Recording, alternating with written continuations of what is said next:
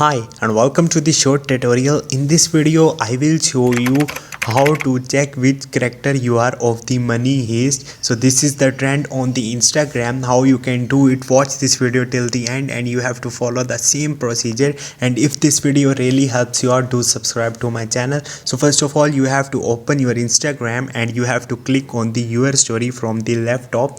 Once you will click on it, you have to swipe to the left these filters and you have to search for the search button like this. So click on it and from here you have to click on the search bar on the right top and here you have to write money heist. Once you will search it, now scroll up and here you will see this filter, so click on it. Once you will click on it, here you will see try it. So click on the try it.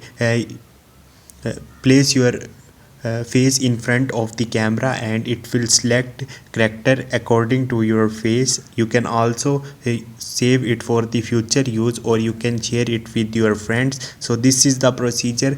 Hope this video will helpful for you. If you have any question, you can ask me in the comment section and don't forget to subscribe my channel. Thank you.